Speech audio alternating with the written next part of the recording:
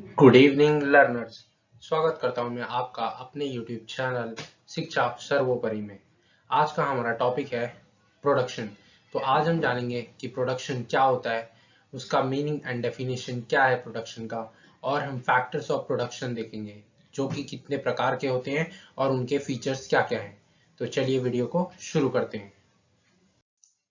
तो सबसे पहले हमारा आता है प्रोडक्शन का मीनिंग। तो देखिए प्रोडक्शन क्या कहता है कि production is defined as the process of transformation of inputs into output. तो प्रोडक्शन क्या है? प्रोडक्शन एक प्रोसेस है जिसमें इनपुट्स जो है वो आउटपुट में ट्रांसफर होते हैं। कैसे?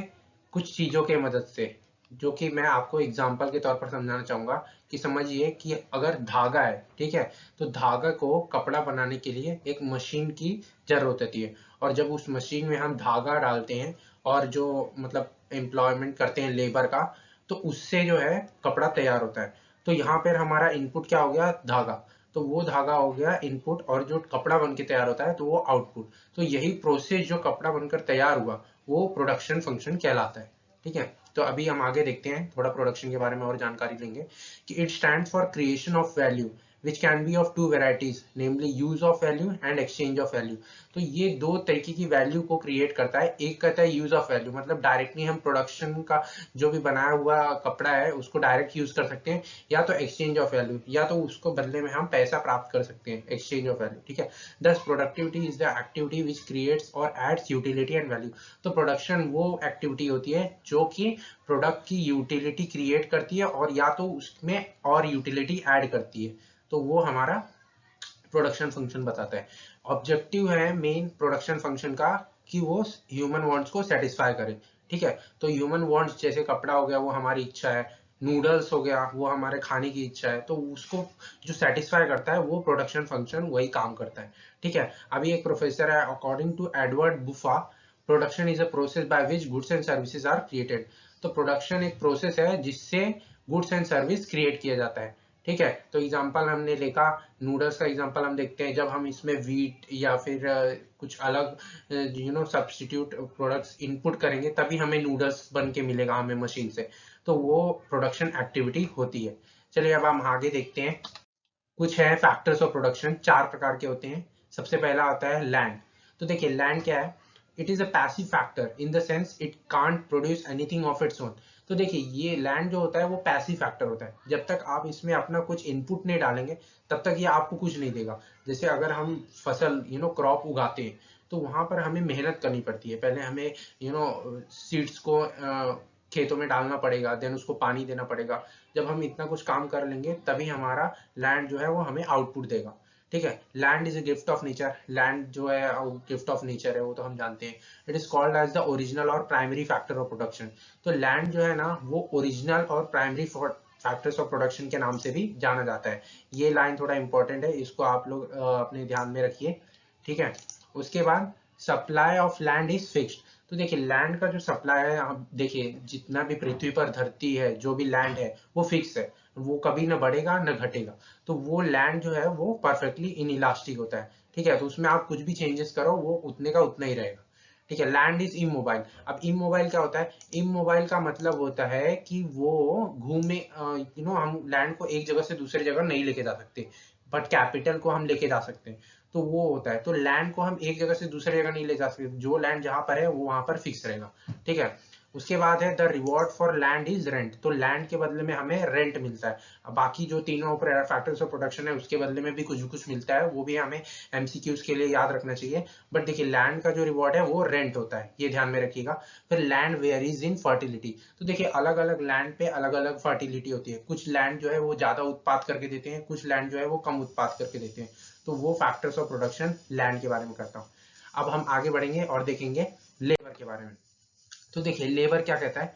लेबर मीन्स मेंटल और physical exertion directed to produce goods और सर्विस। तो लेबर क्या होता है? लेबर मतलब जो आदमी जो है वो अपना मेंटल दिमाग या फिजिकल दिमाग लगाता है, ठीक है, प्रोड्यूस करने के लिए कोई भी चीज को, तो वो उस व्यक्ति को हम लेबर के नाम से जानते हैं। ठीक है, labour is known as the human resource. जानते हैं हम कि लेबर जो होता है वो ह्यूमन ही होता है, अभी तक रोबोट्स तो आए नहीं है लेबर के उस पे काम करने के लिए। ठीक है, लेबर इज हाईली पेरिशेबल। तो लेबर जो होता है वो हाईली पेरिशेबल होता है। मतलब कैसा है कि लेबर को ना हम ज्यादा टाइम तक उसको काम पे लगा के नहीं रख सकते, ठीक है। मतलब उसका भी एक कैपेसिटी होता है, उसके बाद वो काम नहीं कर पाएगा, ठीक है। तो वैसा होता है, ठीक है। उसके बाद आगे बढ़ते हैं। The reward for labour is wages. जैसा कि हमने प्रीवियस में देखा था कि लैंड का रिवॉर्ड रेंट होता है, वैसे ही लेबर का रिवॉर्ड होता है वेजेस। लेबर को काम करने के लिए वेजेस मिलते हैं। Labour is inseparable from labourer. देखिए, जहां पर लेबर होगा वहीं पर लेबरर काम, मतलब लेबर का काम होगा, तो वही लेबरर होता है। तो हम लेबर के काम को लेबर से अलग नहीं कर सकते, ठीक है। Labour powers differs from labour to labour, ठीक है। लेबरर की जो पावर होती है, देखिए हर एक व्यक्ति की क्षमता अलग अलग होती है, ठीक है। कोई एक व्यक्ति आपको इतने घंटे में कम काम करके देगा, कोई व्यक्ति उतने ही घंटे में आपको ज्यादा काम करके देगा। तो वो अलग अलग व्यक्ति की क्षमता होती है, ठीक है। उसके बाद labour is an imperfect mobile factor.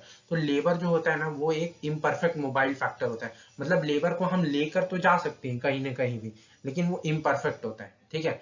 फिर उसके बाद होता है labour is an active factor of production. तो देखिए, लेबर जो है वो एक्टिव फैक्टर ऑफ प्रोडक्शन है, एंड जो लैंड था वो हमारा पैसिव फैक्टर ऑफ प्रोडक्शन था, क्योंकि उसमें हमको कुछ करना पड़ता था। बट लेबर जो है वो एक्टिव फैक्टर ऑफ प्रोडक्शन है। आगे बढ़ते हैं। कैपिटल। देखिए, कैपिटल पे आगे बढ़ने से पहले मैं आशा करूंगा कि आपको अभी तक वीडियो अच्छी लगी होगी। अगर वीडियो अच्छी लगी हो तो एक लाइक करें, दोस्तों में शेयर जरूर करें, और इसी तरीके की वीडियोस देखने के लिए हमारे यूट्यूब चैनल शिक्षा सर्वोपरि को सब्सक्राइब करें, ठीक है। आगे बढ़ते हैं। कैपिटल। तो देखिए, capital is that part of wealth which is used for further production. तो कैपिटल जो है ना, वो एक वेल्थ का पार्ट होता है जो कि प्रोडक्शन को और अच्छा करने के लिए और आगे बढ़ाने के लिए यूज में किया जाता है।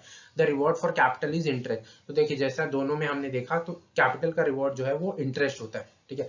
Capital is comprised of assets, money, wealth and income. तो कैपिटल में क्या क्या आते हैं? एसेट्स आते हैं, लाइक हमारा कंप्यूटर हो गया, मशीनरी हो गया, फिर मनी हो गई जो भी हमारे पास है, वो सब कैपिटल एसेट्स में आते हैं।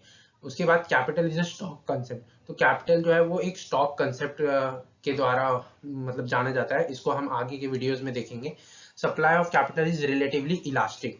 तो देखिए, सप्लाई ऑफ कैपिटल जो है ना, वो रिलेटिवली इलास्टिक है। तो रिलेटिवली इलास्टिक हमने डिमांड के चैप्टर में देखा था, आप वहां पर उससे रिलेटिवली इलास्टिक के बारे में जानकारी प्राप्त कर सकते हैं। अभी आगे बढ़ते हैं, हम देखेंगे capital has a social cost. तो कैपिटल का एक सोशल कॉस्ट भी होता है। ये फीचर्स हैं, आपको याद रखने पड़ेंगे एग्जाम में लिखने के लिए।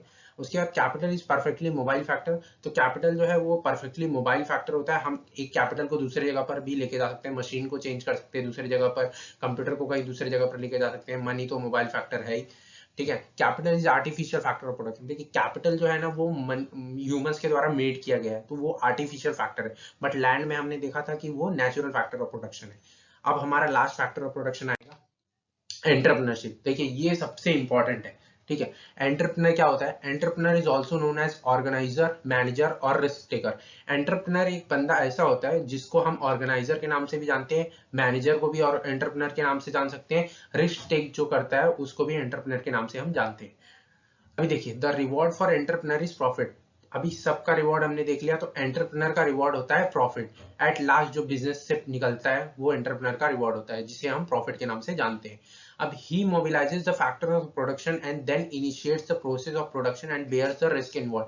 तो ये क्या करता है? ये जो है फैक्टर्स ऑफ प्रोडक्शन, बाकी जो तीन है, लैंड, लेबर, कैपिटल को, उनको मोबिलाइज करता है और उनसे प्रोडक्शन निकालने का ये काम करता है। और उसका रिस्क जो है, अगर प्रॉफिट नहीं भी हुआ तो वो भी रिस्क जो है वो एंटरप्रेन्योर ही लेता है, ठीक है।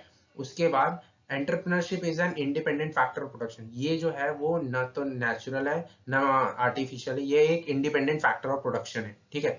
Entrepreneur performs the following function. अब ये एंटरप्रेन्योर क्या क्या परफॉर्म करता है फंक्शंस, तो वो हम देखेंगे। Resource coordination. देखो, जो भी रिसोर्सेज है कंपनी में उसको एक साथ लाने का काम करता है। इनिशिएटिंग बिजनेस, बिजनेस बढ़ाने का काम करता है, उसको चलाने का, शुरुआत करने का काम करता है।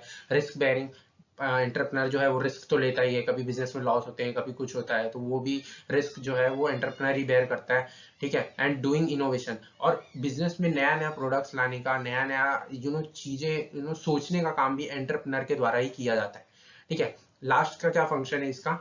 ही brings all the factors of production together in order to function them in a coordinated way. तो एंटरप्रेन्योर, जैसा कि मैंने आपको बताया, एंटरप्रेन्योर जो है वो सभी फैक्टर्स ऑफ प्रोडक्शन को साथ में लेकर आकर उसको एक कोऑर्डिनेटेड वे में काम कराने का जो काम है वही एंटरप्रेन्योर करता है, तो आशा करता हूँ आपको वीडियो जरूर अच्छी लगी होगी। वीडियो अच्छी लगी हो तो लाइक करें, दोस्तों में शेयर जरूर करें और इसी तरीके की वीडियोस देखने के लिए हमारे चैनल को शिक्षा सर्वोपरि को सब्सक्राइब करें। धन्यवाद।